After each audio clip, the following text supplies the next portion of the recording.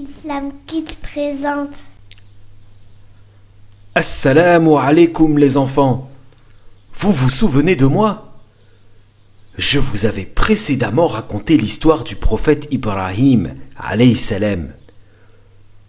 Vous voulez qu'on continue l'histoire des prophètes? C'est parti! Aujourd'hui, je vais vous raconter l'histoire de Youssouf alayhi salam. Youssouf alayhi salam était un jeune enfant. Il avait 11 frères. C'était un joli garçon, un garçon très intelligent. Son père, Ya'qub alayhi salam, l'aimait plus que tous ses autres frères. Une nuit, Youssouf fit un rêve étonnant. Vous voulez savoir ce qu'il a vu? Il vit 11 étoiles, ainsi que le soleil et la lune se prosterner devant lui. Ajib! Le petit Youssouf fut très surpris et n'arrivait pas à comprendre le sens de ce qu'il avait vu dans son rêve. Comment les étoiles, le soleil et la lune pouvaient-ils se prosterner devant un homme? Le jeune Youssouf alla voir son père Ya'qub et lui raconta cette vision étrange. Il lui raconta: « Ô père, j'ai vu 11 étoiles, ainsi que le soleil et la lune, je les ai vus se prosterner devant moi. » Son père, Ya'qub, était un prophète. Ya'qub fut très heureux de cette vision que Youssouf avait eue et lui dit: « Qu'Allah te bénisse, Youssouf, tu vas devenir quelqu'un d'important. » Cette vision était en réalité une belle et bonne annonce pour toi, Youssouf. Tu vas recevoir la science et la prophétie. Allah avait déjà gratifié ton grand-père Ishaq, ainsi que ton arrière-grand-père Ibrahim, et il te gratifie tout comme il gratifie la famille de Ya'qub. Ya'qub était un homme très âgé, et il connaissait bien les natures des gens.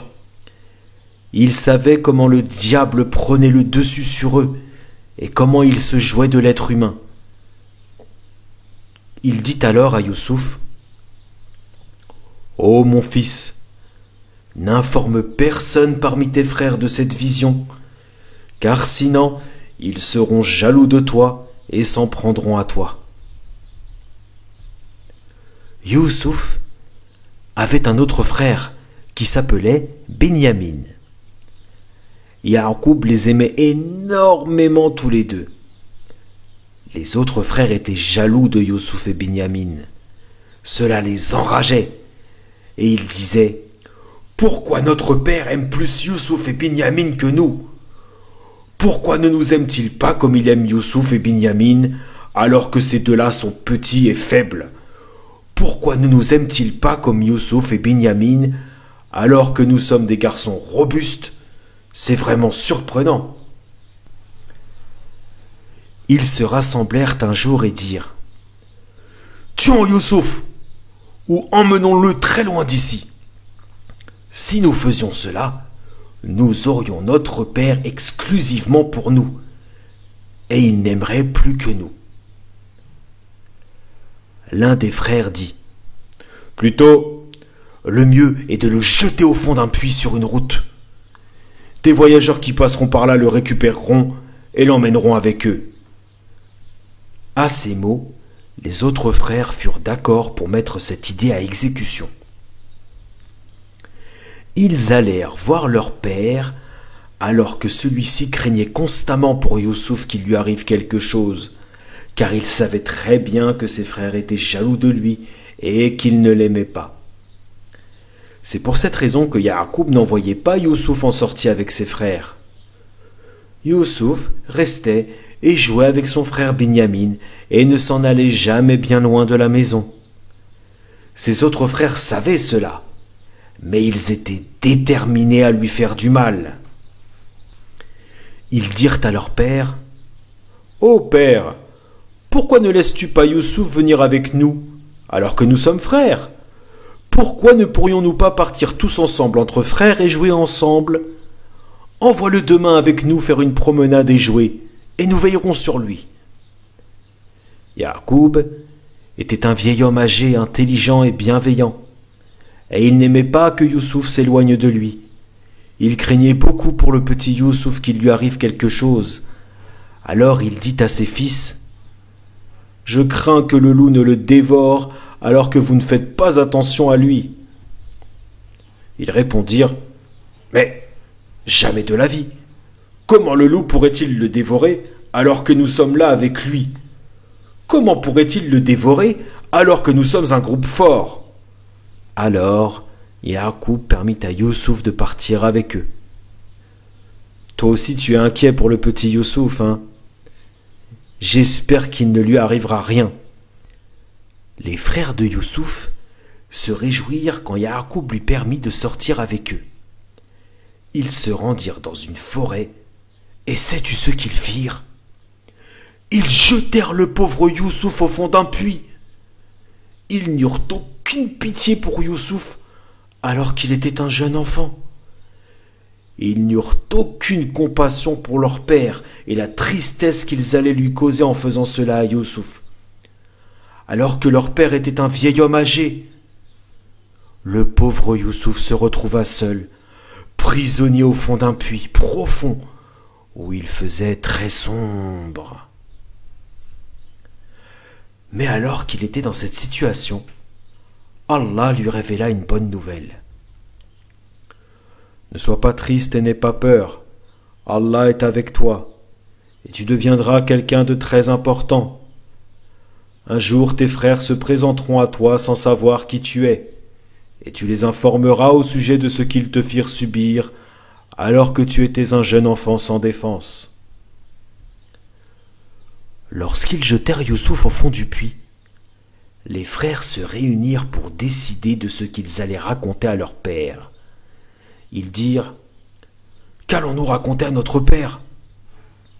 Certains dirent: « Notre père craignait que le loup ne le dévore. Nous n'avons qu'à lui dire: « Tu avais raison, père, le loup l'a dévoré. » Les frères furent d'accord pour raconter ce mensonge à leur père. « C'est d'accord, nous lui dirons que le loup l'a dévoré. » Mais après cela, certains dirent: « Mais qu'aurons-nous comme preuve ?» Les autres répondirent: « Des traces de sang. » Alors, ils prirent un bélier et l'égorgèrent, se servirent de son sang pour en mettre sur la tunique de Youssouf. Les frères étaient tout contents d'avoir trouvé une solution pour masquer leurs mensonges et se dire: « Avec ça, notre père nous croira. » Ils rentrèrent le soir chez leur père en pleurant et dirent: « Ô père, nous étions partis faire une course et nous avions laissé Youssouf près de nos affaires. Le loup vint et le dévora. » Ils lui présentèrent la tunique de Youssouf tachée d'un faux sang et dirent: « C'est le sang de Youssouf. » Mais leur père Yacoub était un prophète lui aussi. C'était un vieil homme bien plus intelligent que ses enfants. Et il savait que lorsqu'un loup s'en prenait à un être humain, il le blessait et déchirait son vêtement. Alors que la tunique de Youssouf était en bon état, elle était seulement teinte avec du sang. Alors, Yacoub sut qu'il s'agissait ici d'un faux sang et que cette histoire de loup était une pure invention. Il dit alors à ses enfants: « Cette histoire, vous l'avez inventée. Il ne me reste plus qu'à faire preuve d'une belle patience. » Yacoub fut très triste d'avoir perdu le petit Youssouf, mais il se montra infiniment patient. Alors que ses frères étaient rentrés quant à eux sains et saufs chez eux, qu'ils y trouvèrent un repas chaud et qu'ils purent dormir dans des lits confortables, le petit Youssouf lui se retrouvait seul au fond d'un puits, sans manger et sans lit pour se reposer. Ses frères l'oublièrent bien vite et s'endormirent, alors que Youssouf, lui, ne put ni trouver le sommeil, ni oublier ses frères. Ya'qub restait là à penser à son fils Youssouf, et Youssouf, quant à lui, pensait à son père Ya'qub. Le pauvre Youssouf était au fond de ce puits tout noir, dans une forêt lointaine. Alors que le petit Youssouf était dans cette triste situation, il y eut un groupe de voyageurs qui traversa la forêt dans laquelle ils se trouvaient.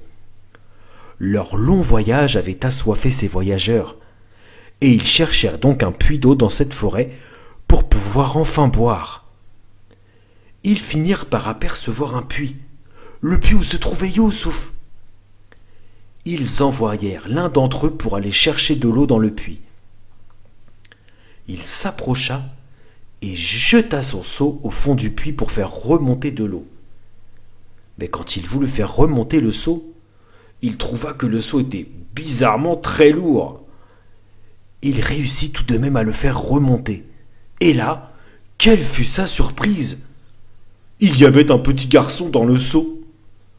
L'homme fut stupéfait et s'écria: « Bonne nouvelle! Voici un jeune garçon !» Les voyageurs furent tout contents de leur découverte et le cachèrent parmi eux jusqu'à ce qu'ils arrivent en Égypte. Là-bas, ils se rendirent dans un marché et s'écrièrent: « Qui veut acheter ce jeune garçon? Qui veut acheter ce jeune garçon ?» Vous vous rendez compte, les enfants? L'épreuve du petit Youssouf continuait. Ses frères l'avaient jeté au fond d'un puits, au fond d'une forêt. Et maintenant, ces voyageurs allaient le vendre au marché comme un vulgaire objet. Pauvre Youssouf. Mais ne vous inquiétez pas, les enfants. Vous allez voir qu'Allah ne va jamais abandonner Youssouf. L'homme qui acheta Youssouf était le gouverneur d'Égypte. Il l'acheta pour une poignée de pièces. Ces voyageurs commerçants le vendirent sans savoir qui était Youssouf. Le gouverneur ramena Youssouf à son palais et dit à son épouse: « Prends bien soin de Youssouf, c'est un garçon bien guidé. » Et voilà que le petit Youssouf se retrouva chez ses étrangers, dans ce grand palais en Égypte, loin de son père. Et vous allez voir, les enfants, les aventures de Youssouf ne sont pas encore terminées. Et très bientôt, je vous raconterai, Inch'Allah, la suite. À la prochaine, les enfants. Assalamu alaikum wa rahmatullahi wa barakatuh. Vous avez aimé? N'hésitez pas à vous abonner à notre chaîne YouTube. Barakallahu fikum.